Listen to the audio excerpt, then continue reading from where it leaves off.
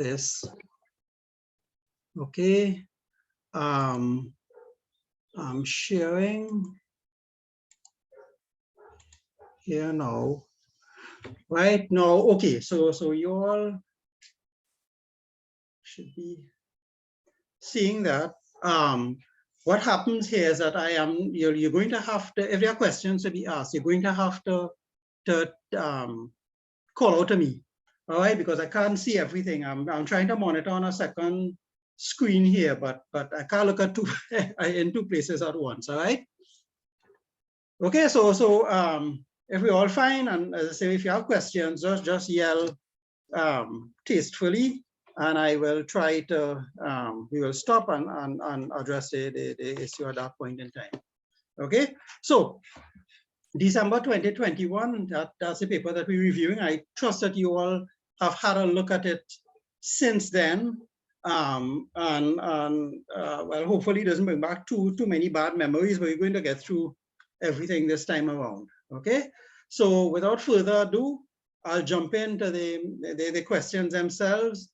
And as I mentioned before, the sort of structure of the paper is typical over the years, and we really have a certain number of topics that we cover all the time, and the questions will all come based on those topics.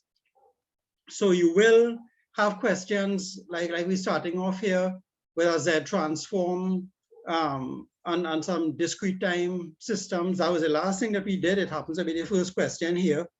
All right, you will get questions on the Fourier series and the Fourier transform. You will get questions on doing things like the Bode plots and frequency responses, system responses, and so on.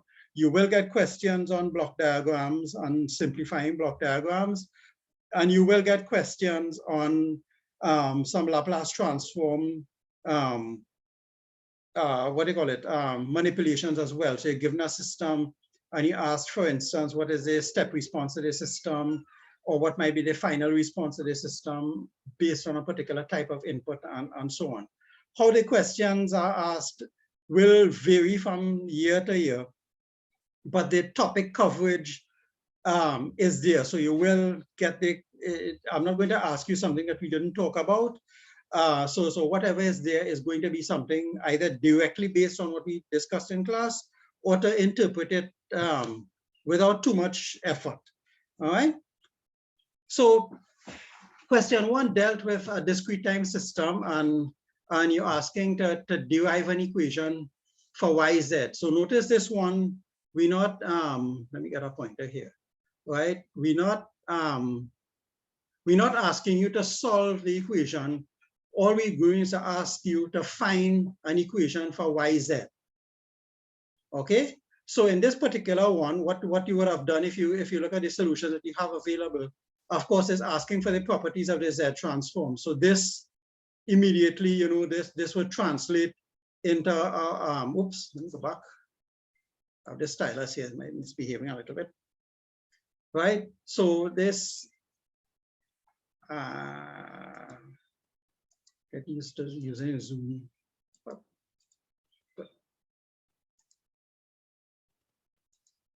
Right. So the YKTs would translate into a, oops, a YZ. If you have a delay here, this is a delay of 2, so you're going to expect this to transform into something like a Z minus 2 YZ plus initial conditions, right? And similar here, we have X, we have 1 delay. So this is going to be a Z minus 1 XZ plus the initial condition. And this is going to be a Z minus 2 XZ plus the initial conditions, all right? And you're given all of the initial conditions here. So Y minus T is minus 1, and Y minus 2T is 2. and X is a unit step, which means that what? What does that mean for the initial conditions? Talk to me so I can hear, because I can't see it on the chart. If I tell you that XKT is a unit step, a discrete time unit step, what does that tell me about the initial conditions?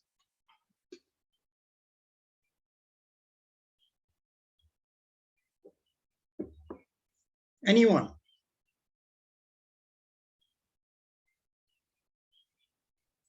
Don't feel shy. So, hello? So what the initial conditions be 0?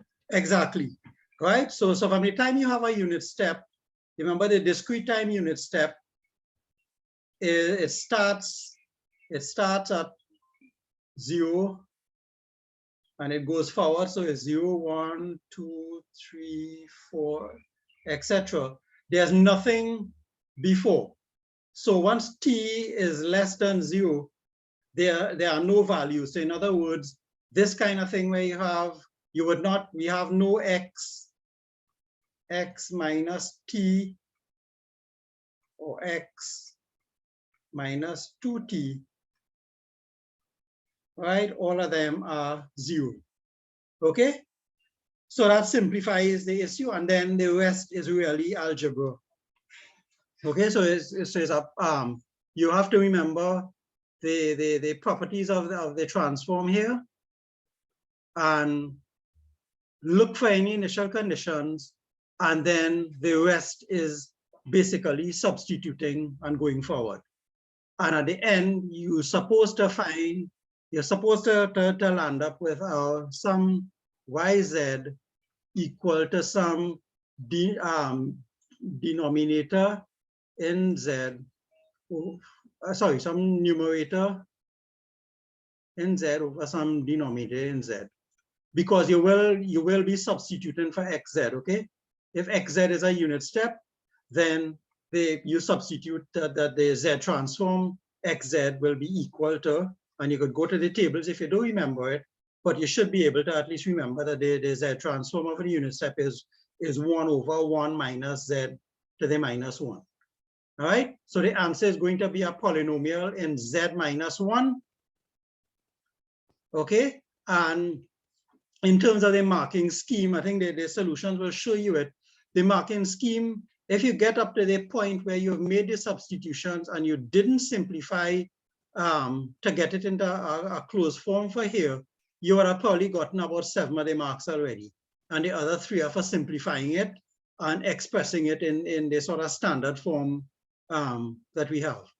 All right, so you could get initially just by reaching up to the point before you simplify, okay, you get the majority of the marks there.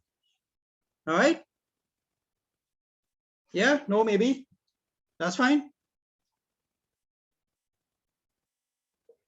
Anybody had a chance to look at this question since then? And if you did, and you have some concerns or your answer is looking a little bit different than what I have, then feel free to let me know, okay?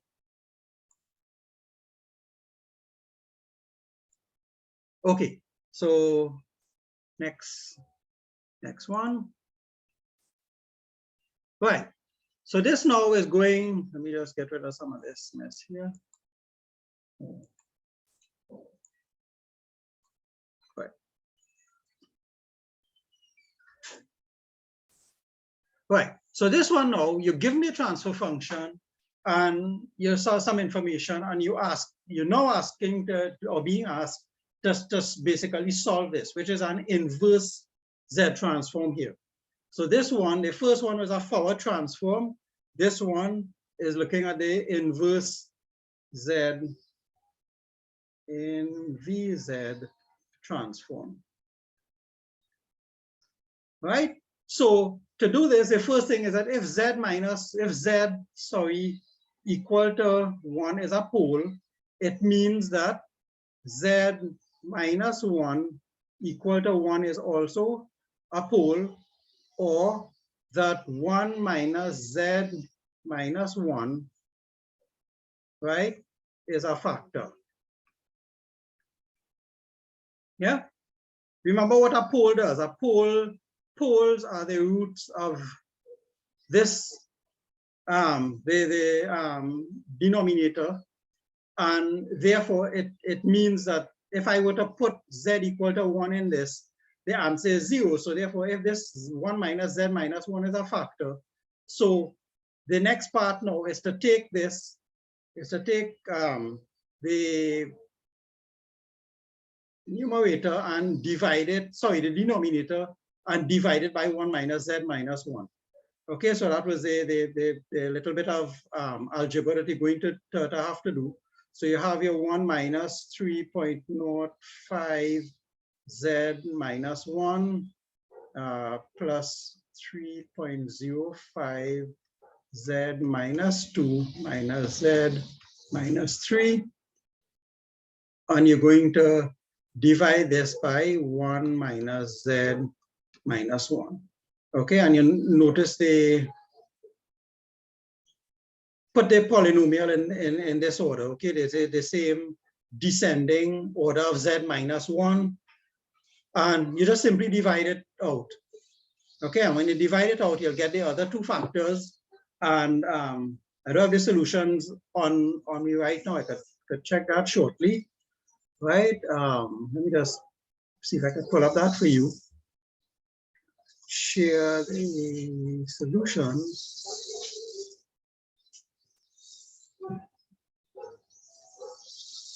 All right, so if you look here, I'll go back to page 1. All right, so this was the answer for the first one here. And then the other part, right, so z minus 1 is a pole. So if you worked it out, okay, you get the other roots would be 1.25 and 0.8. And then the rest would be to do the solution, to express it now in partial fraction form and solve for A, B, and C, right? Because it's three simple roots here, A, B, so A over one of them, B over one, and C over the other one. And then once you have that now, you go to the tables, you go to the Laplace the Z transform tables, and you get the answer right. Yeah? Okay, so, yes. The difficulty I had with this question was well, I forgot I know it was like a little trick that you showed us with the long division, and it just during the exam, like I just couldn't get past that part, so I didn't even reach to the point where I was able to go back to do the the partial fractions. So would you be able to like reiterate like how do we go about the long division part that, well, it was just showing it there before it came to the not a problem. Let me get back to the whole here, share this one here. Good. Right, so let me just make a little bit of space here on the screen.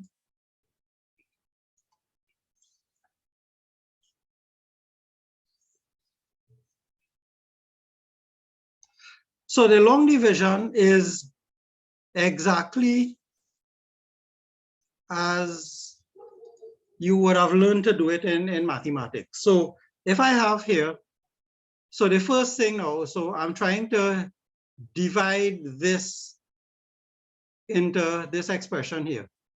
So 1, if I put 1 here, I'm going to have 1 minus z minus 1.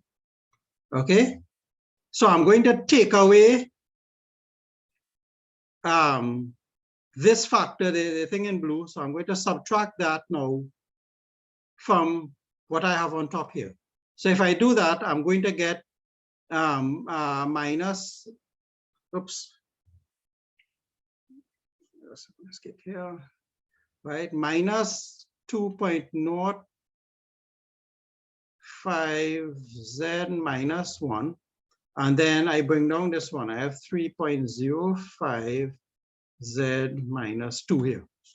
So the next factor here now, to eliminate this, I'm going to have to multiply this by minus 2.05 z minus 1. If I multiply that here, I'm going to get minus 2.05 z minus 1, right, plus 2.05 z minus 2. Okay, and then I subtract this from that. Okay, if I subtract that from that, these go out. This minus this is going to give me z minus 2 minus z minus 3. And so up here now, if I, next factor is to get rid of this z minus 2, so I have to multiply this by z minus 2. All right, so I get z minus 2 minus z minus 3. Okay, and then it cancels out. So that here now, what we have here now is to factorize this.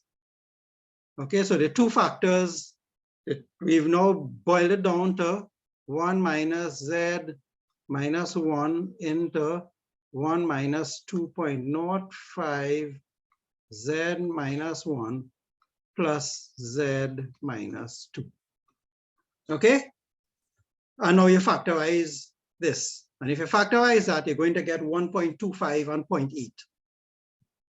Okay, it's a normal, you could use it, as I said, if for some reason you can't work with that, if I were to give you something like 1 minus 2.05 x plus x squared, I told you to factorize that, right? You could use something like a quadratic formula or something like that.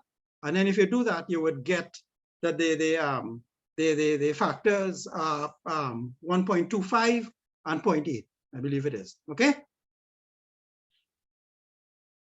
Yeah. And then once you have that now, then you go back to, you share the solution. All right. All right, so you go back to here.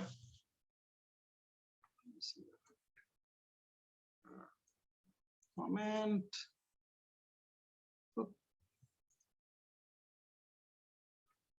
right, so you're at this point here now.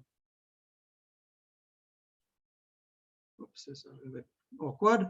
So now that you have the two factors, you have the three factors, which is 1 minus z minus 1, 1 minus, well, you have to put it in this way. So if I tell you that z minus 1 is 1.25, it means that 1.2, sorry, 1, this is not working on this side.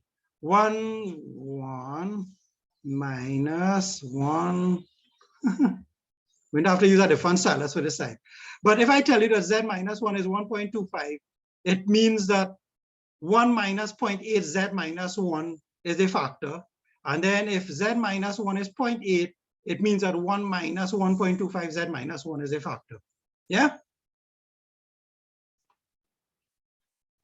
Make sense? Let me get another stylus for this. Oh. Yes, sir.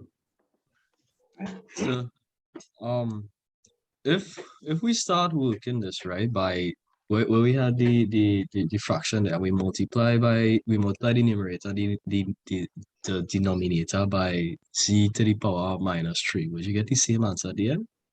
Right. You mean on right here? Like yeah, like you kind of rationalize it. Yeah.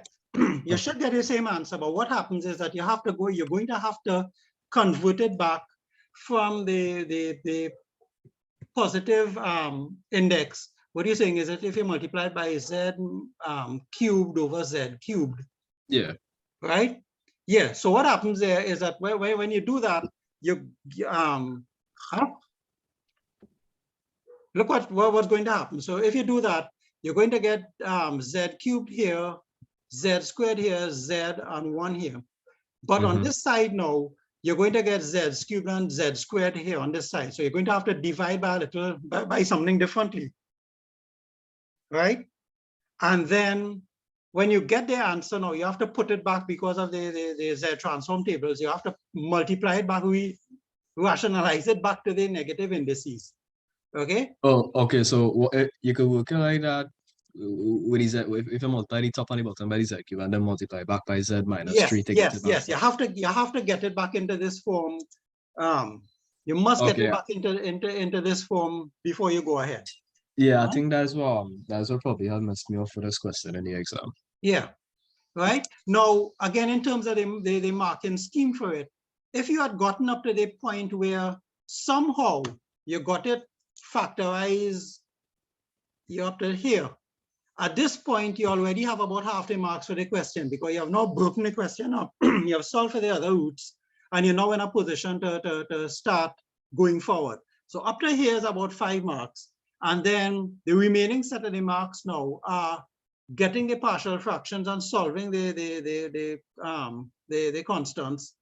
And then the last part now is to go straight to the table. So once you have it in here, the other thing is now to just simply look at the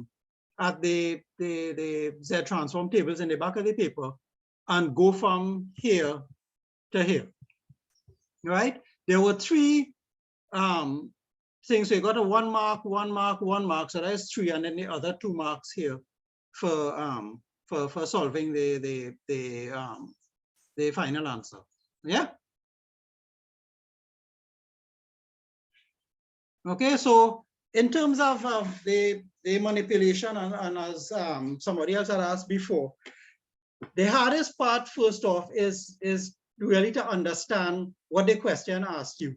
Once it tells you that Z minus 1 is a factor, it means that if I plug this into here, I'm going to get 0. So I could divide it straight out and get the remaining 2 now. And then from there, the rest is algebra, which is what you have done for your Laplace transform as well. It just so happens that the index here is negative. All right? Good? Let me go back here now. Let's get back to the, yeah.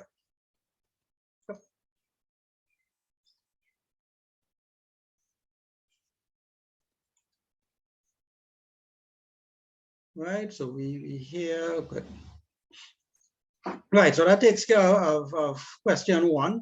The other thing is that, of course, when you're doing your revision, what I want you to do, well, by now, you've taken some other exams now, and so you're kind of back into the face-to-face mood.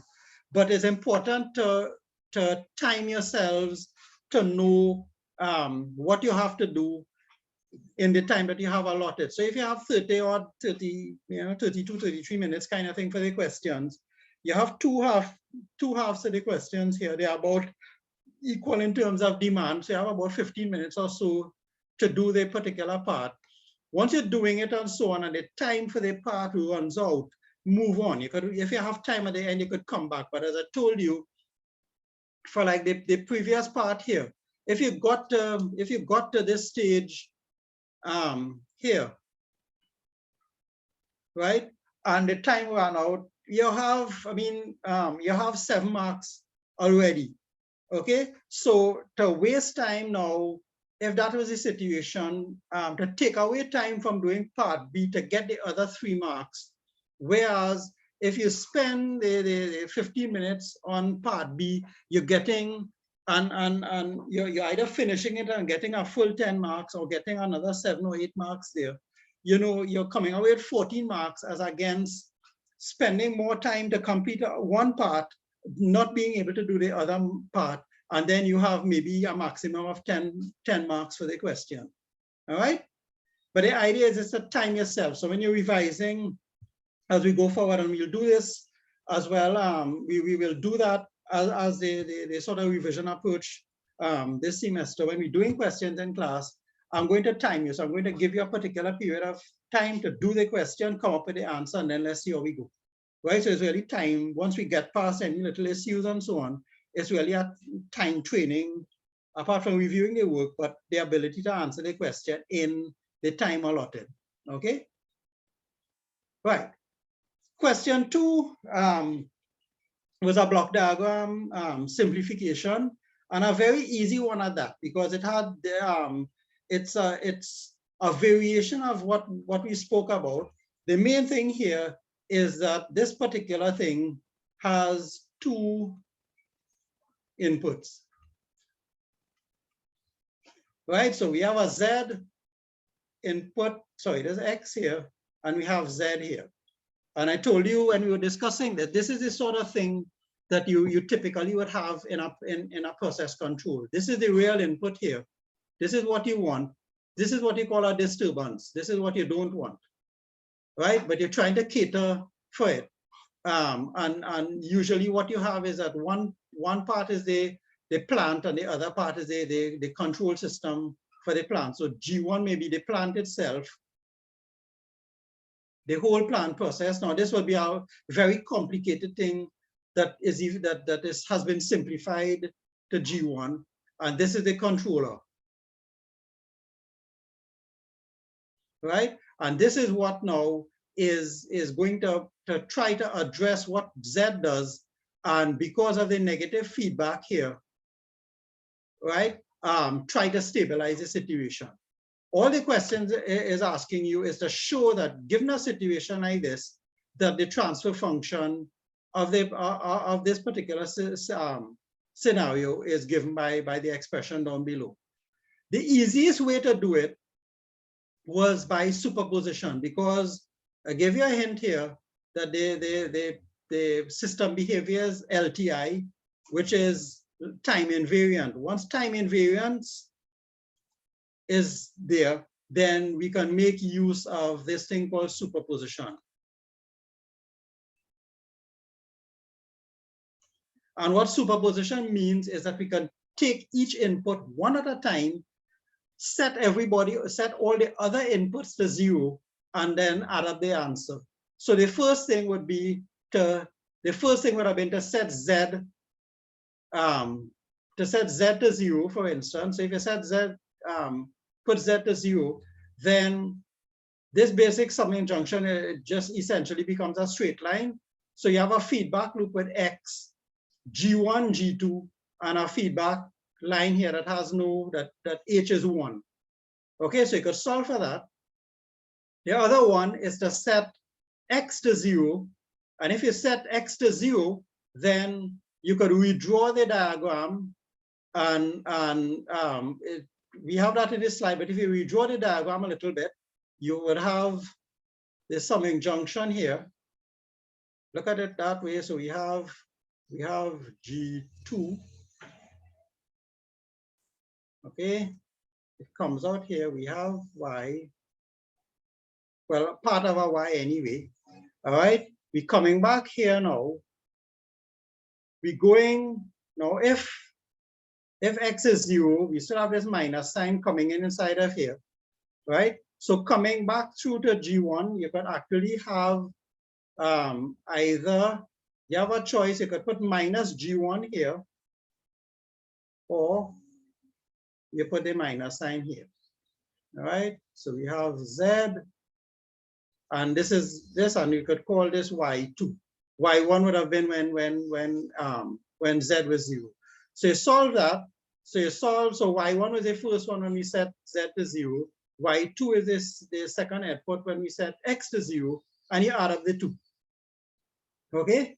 Some people took a little longer approach, and they worked out, which I didn't encourage, but I didn't penalize you for, which was to work out a little expression here, basically saying that this point here would have been whatever you do. In other words, they put an intermediate variable here. Let's say call this A, and you had here as A plus Z, right? And they solved it through. So they ran through inside of there and got Y in terms of X and Z and simplified it. So they did it by algebra.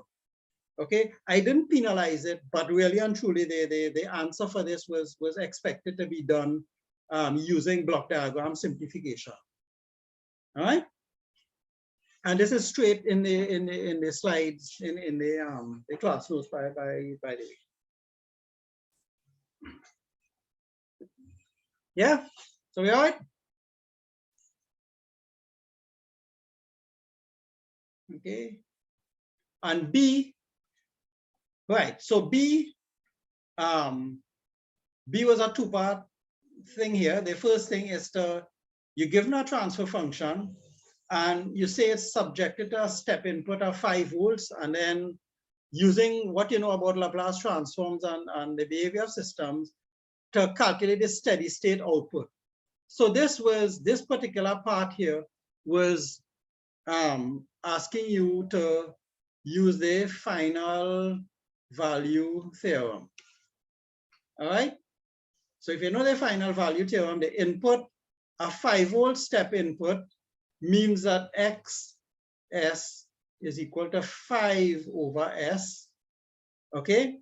And you remember what the final value theorem is that the steady state value, right, is the limit. If its final value is S going to what?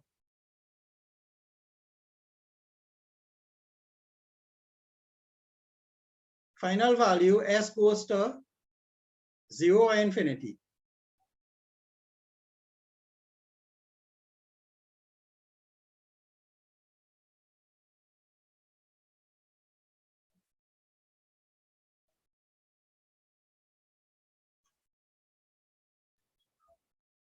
Right, so you're going to have to revise that, right? So the final value theorem here, right? The final value, remember, T is going to infinity. So if T is going to infinity, S is going to 0, right? Of S, well, I put YS here. Let's call this HS here, right? There's the transfer function here. There's a transfer function here. HS is equal to that. So the final value, the steady state response of this is steady state. You remember, is the system does something, and steady state is as this time gets long, right? As time gets long, in other words, as time goes to infinity, what is the system doing? And by the final value theorem, that would be the limit of S goes to 0 of SHS. Okay, HS is this, right? We know and XS is 5 over S, so you could substitute 5 over S here, and you multiply it by S. So the S is canceled, and then you let S go to 0. Right? And if you let S go to 0, this goes to 0, this goes to 0. So you have 5 by 80 over 50, whatever that is. Okay?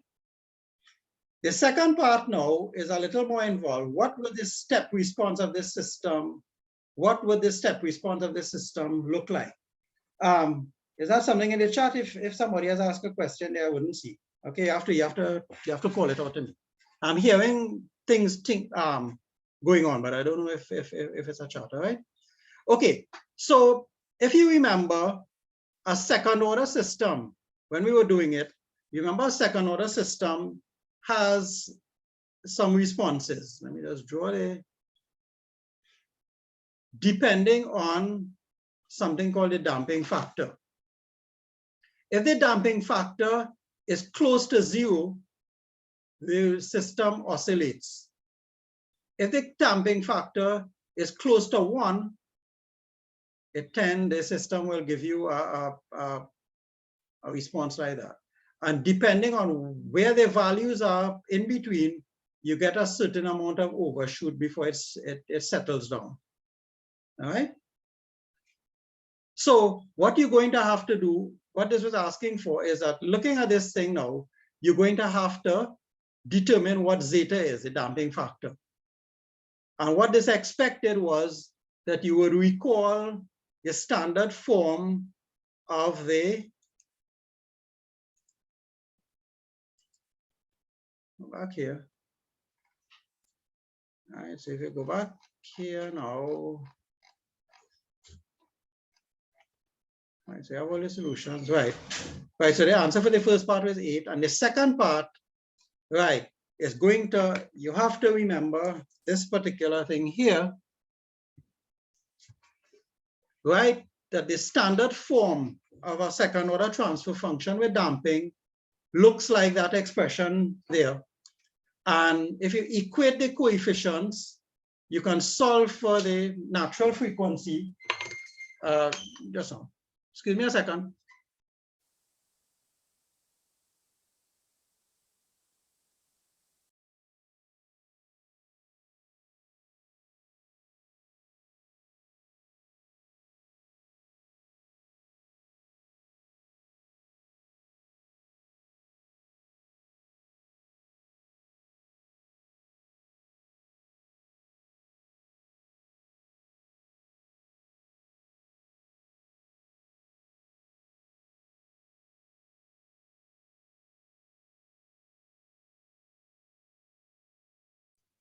Right. So if you look at that now, so once you compare to the standard transfer function, so this was part of the thing that you had to remember, this expression right here. You solve for omega 0, and then if you remember, and then the other part is that this part here, 2 zeta omega naught, which is this part here, 5, right? So 2 omega zeta naught is 5, so you could calculate a value of zeta. So you now have to determine where that is. Zeta is between 0 and 1, so we're going to have oscillations.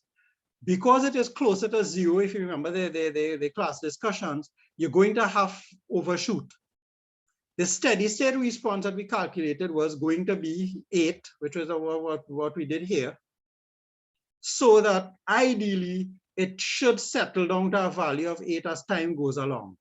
But because zeta is 0.35, I think it's 0.35, yeah. It is going to overshoot, it's going to pass that, then come below, and then eventually at some point in time settle down. Okay, so that's where the second part was, and as you could see, the mark breakdown here, right? You got 1 for remembering the equation, and of course, if you didn't remember the equation, you wouldn't get anything else. But if all you did for the question was to put that and then you moved on, you had a mark here. You got 1 for solving for omega, you got 1 for solving for zeta, you got 1 for drawing the diagram neatly, and then 1 for remembering that the steady state value was 8 from the first part. All right? Yeah?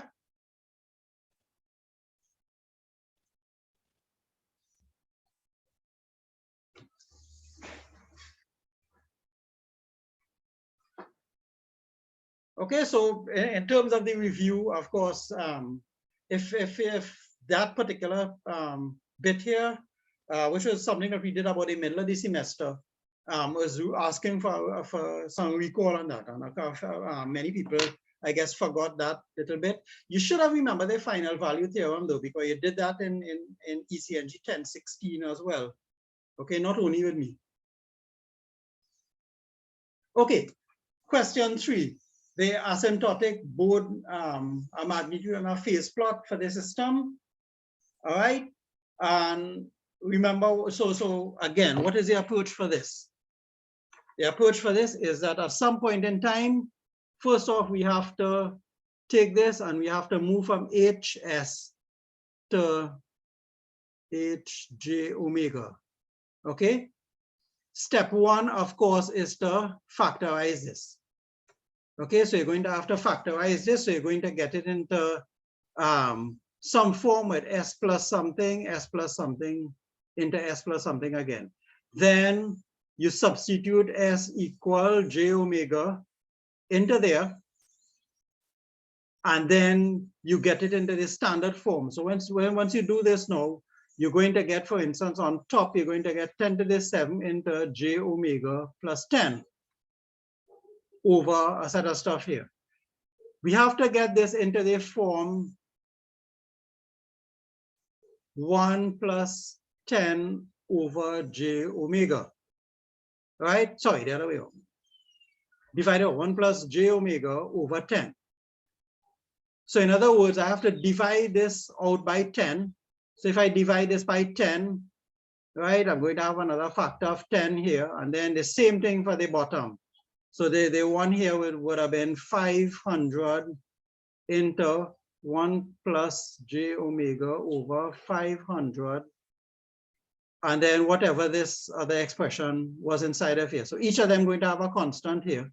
So between this one, the constants here on the other ones on the denominator, you will get a final value for a constant. So the final expression is going to be some constant into 1 plus j omega over 10 over 1 plus j omega over 500 into whatever this one was, right? 1 plus j omega over something here, and 1 plus j omega over something here, right? Let's see what the solution looks like.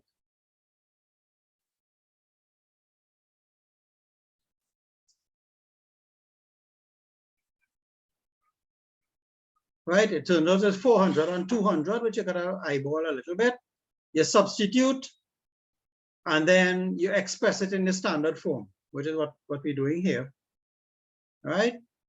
All the constants cancel, and now we are ready to start basically plotting the what do you call it? The asymptotes, the straight lines. Okay, let me just get this blue here.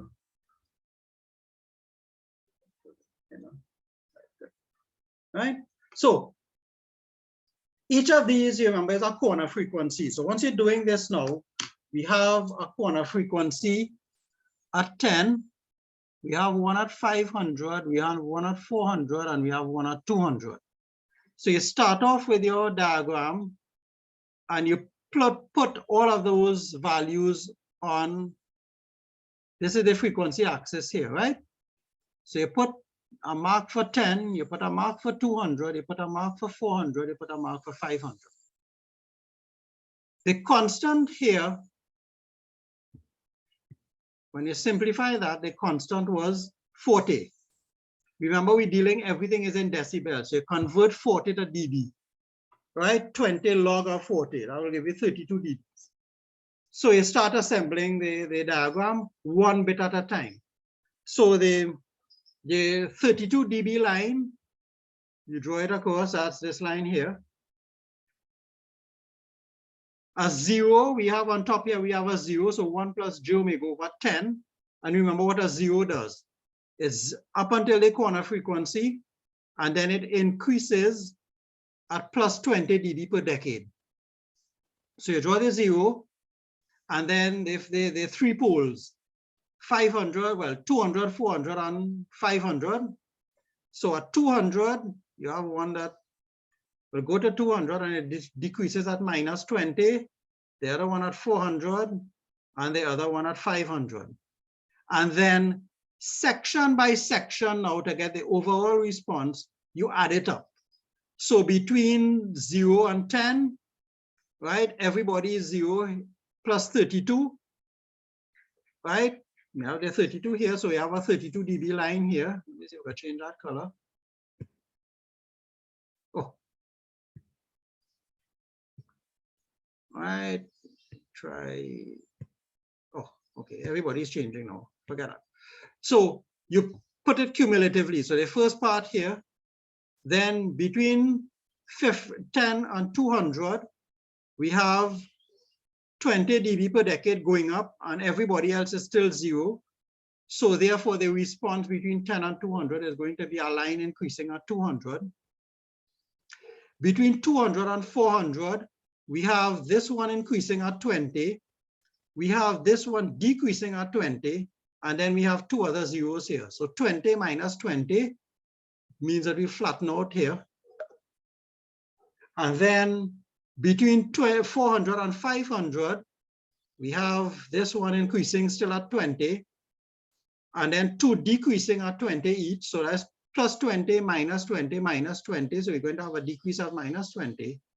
And then after 500, we have another one decreasing at another minus 20 here. So the eventual slope does that. All right. And then in terms of the phase now, the phase goes between, for the 0, remember, and draw it one below the other so that the frequencies line up. The 0, okay, first off, the 32 dB line doesn't have any phase angle with it. The 0 starts at 0 degrees and then switches to 90.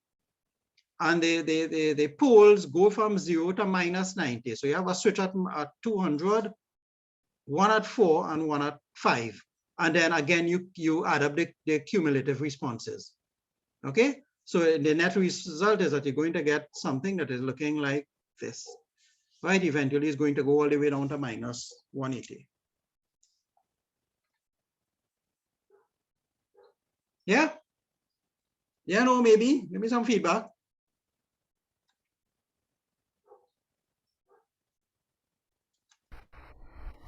Yes, sir. Appreciate it. right? No, but does it doing our bell? That is what I'm interested in, even at this point in time, right? Does it doing our bell? And if so, it will determine sort of how much time we have to spend on these things. Remember, we also have the videos available. By the way, check the YouTube site and let me know if you're able to access the videos and see them as well, okay? Yes, sir. The videos are working. Right, okay. And eventually I'll try to edit them to make them a little more manageable in terms of size, but it's easy to go back and forth as you like. Okay, and part B, here we are given something, a diagram, and you say, based on the information, and you using your best estimates to derive a transfer function for this system. So you're given this. And what you basically have to do, of course, is looking at the diagram, right? You have to, this point is minus 40 dB, right? And you go here, this point here, right? So you're going around to here, right? Sorry, not minus 40, plus 40. This one is looking like something here. Let me just put 67 B here. So that is now going to give you, remember this is a second order response. This is going to give you the magnitude rise at resonance in dB. So you're going to have to go from here. You're going to have to go from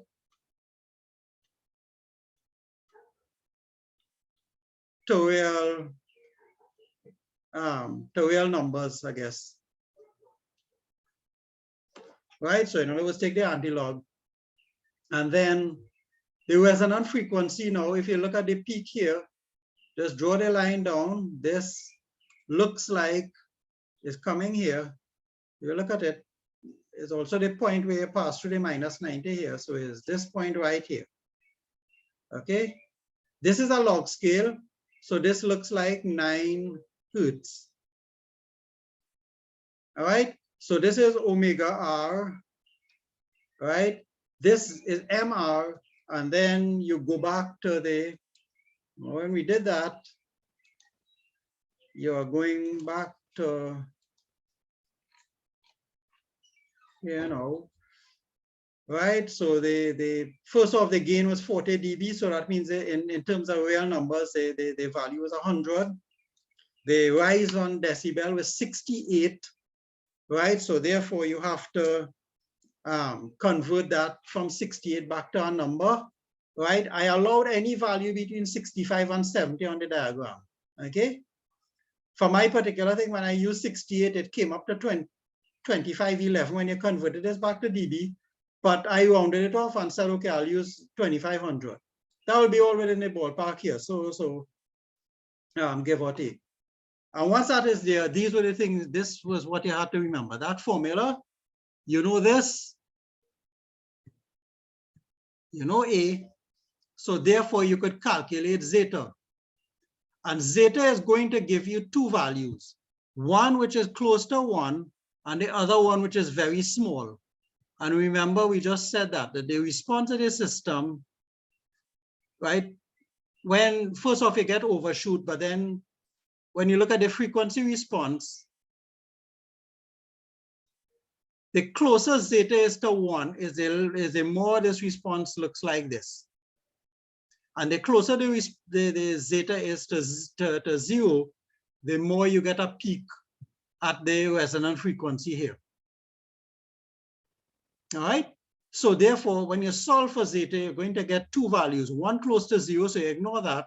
The other one, which is, sorry, one close to 1, which you ignore, and the other one, which is close to 0. That's 0.28.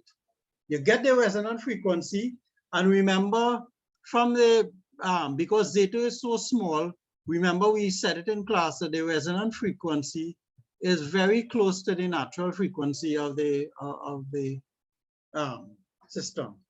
So you could use that and then you substitute it back into the expression for the second order system, which is the same thing that you have to remember from the not not question 3, question 2.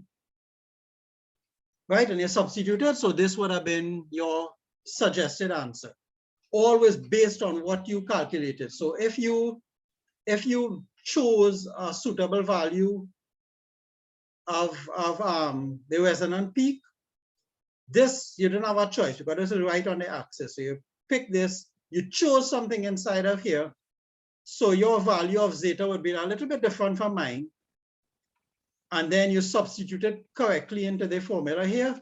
That was it for the question. Those were the marks. Yeah.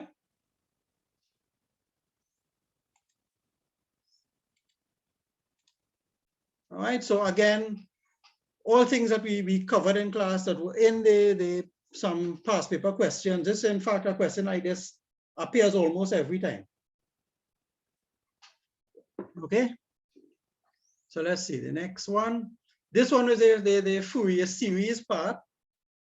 So this one, you had a question here, and I was asking you, this is a duty cycle, a 45% duty cycle. What are the magnitudes of the first 3 odd harmonics? All right, so there's a little thing here, odd harmonics. Right? So in other words, the harmonic frequencies, you have F0, that is a fundamental, and the odd harmonics would be F1, F3, F5. Okay?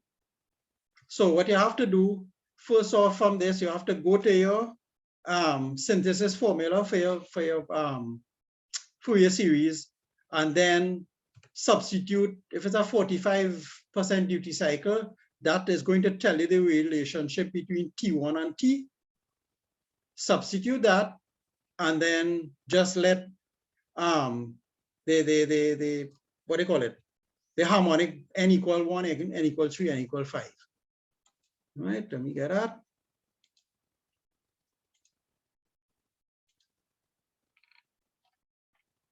Right, so here we are. So you go to the synthesis equation.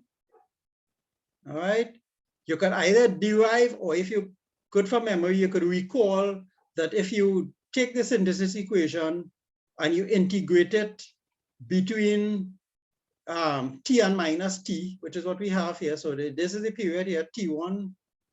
The period is t1. So we integrate between t over 2 and minus t over 2. Okay, if you do that, you get this expression for the coefficients. The coefficients are the harmonics. You need to find a relationship between T1 and T, all right, which is all from the notes that's here. And then now you go into here and you substitute. I made a little mistake. I had to calculate it again on a thing. K equal to 1, K equal to 3, and K equal to 5, right? Okay, I put the first 3 harmonics as the first 3 odd harmonics. So I would have lost marks for that if I did my own exam. Okay, so the solution here, there's supposed to be one for K equal to 1, one equal to K equal to 3, and the other one for K equal to 5. Yeah?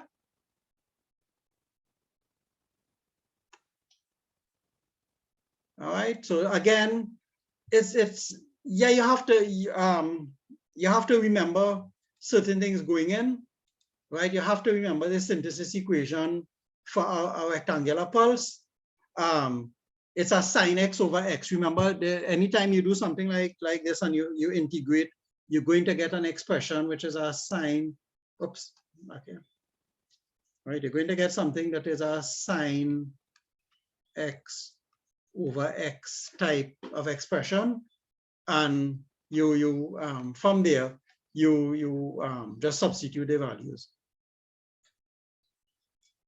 This in fact is taking the Fourier transform, so this actually now asking you to prove that, right? So a pulse, this is straight from the notes. So oops, let me draw it somewhere else. Where am I? Yeah, right here. So if you have a pulse, the pulse width is A, right? So it's running from minus A over 2 to A over 2, and the height is 1 over A. The importance there is that the area of the pulse is equal to 1. Okay? So if you integrate that and you remember Euler's formula, first off, you have to remember the equation for the Fourier transform. And then you have to remember, so one, the equation for the Fourier transform, and then 2, Euler.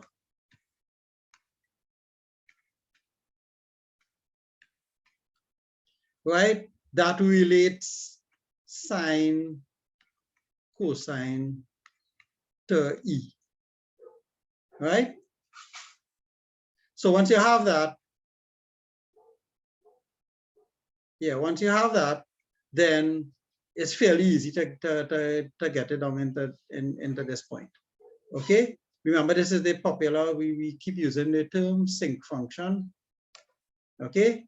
And then sketch the spectrum of that. So if I were to just quickly go to that, time kind of running out on us here.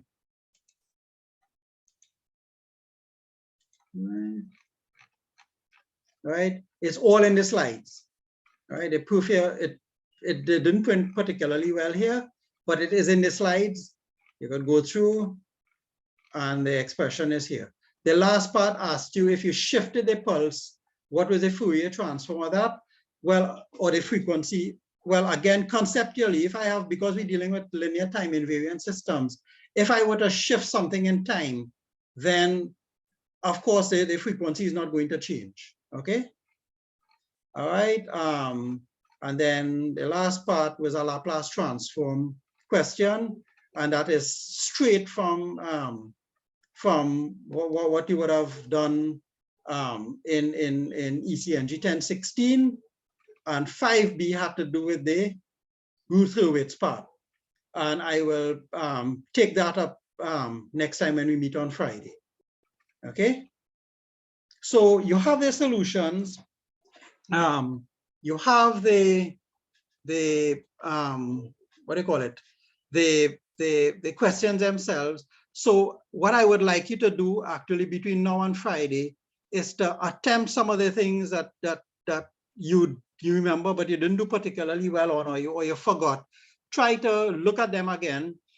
You're starting to recall the material here, and things that you're really still not clear on. Let me know, or put it down on the Google Sheet, so I'll spend some time discussing it with everyone. Okay? So, questions before we close off here. You all right?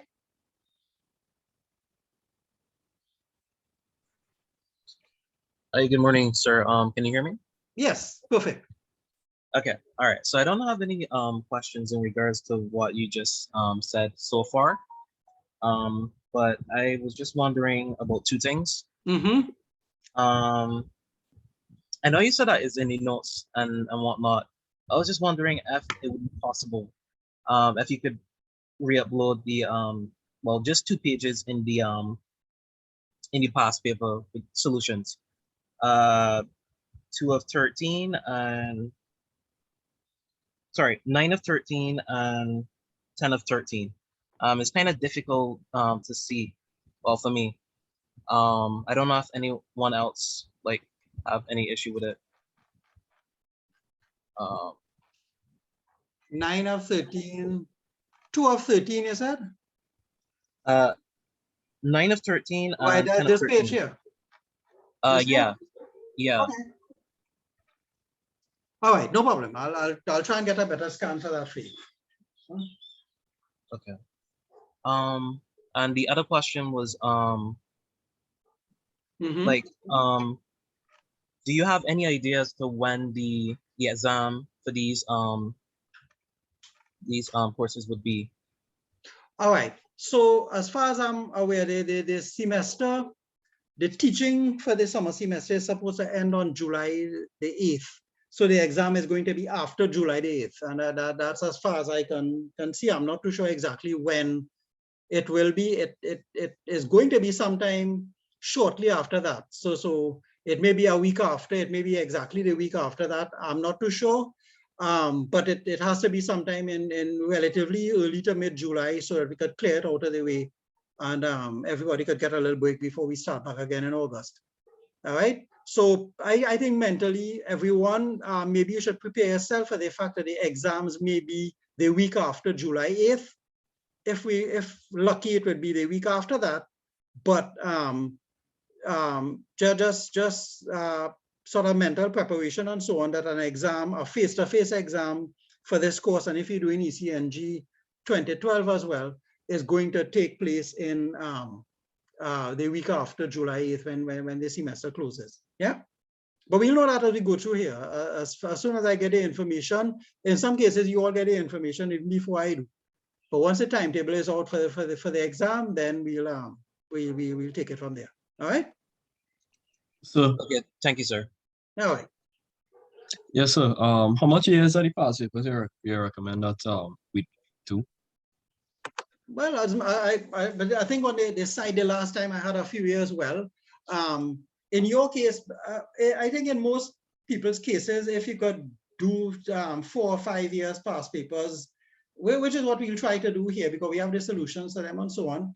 But if you could get yourself to doing the past paper in the 3 hours and completing the answers or getting fairly close to completing the answers without making too many errors, I think you're all right.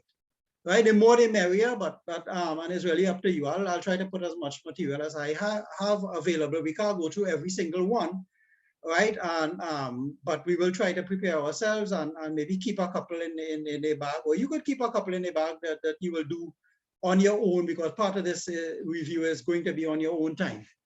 All right. But once you know the material and so on, if you do 4 or 5 of the past papers, or like you go over this one as a revision and then you go over some previous years, by the time you finish that, you should be all right. Okay. Yeah. The more the merrier. The more the merrier. But it's difficult to say how much. But I figure if you review the material and you do 4 or 5 of the past papers, you should have an issue going forward.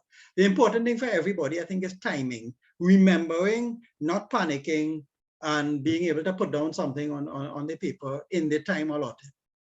Okay. All right. Okay. So let me end this here right now. So yeah. I'm sorry. With regards to the YouTube videos, that I just asking if would it be possible that they could like have a playlist or like have it in a particular order as to how the class was during last semester? No, not last semester, but last semester one. Okay. When you taught it. I can't promise that, but if you go onto it, because you still have access to the website, right? You should still have access to the My Learning site from last time. Right. And if you look at the sequence of the lectures as they were. Okay, so it's still there. Well, I thought it had disappeared, right? No. The okay. recordings are not there, but the lecture information is still there. So the slides are still there and the past papers are still there. Okay, nice. And Thank you. Right. Yeah, I see it. Yeah. Okay. All right, folks. So let me stop the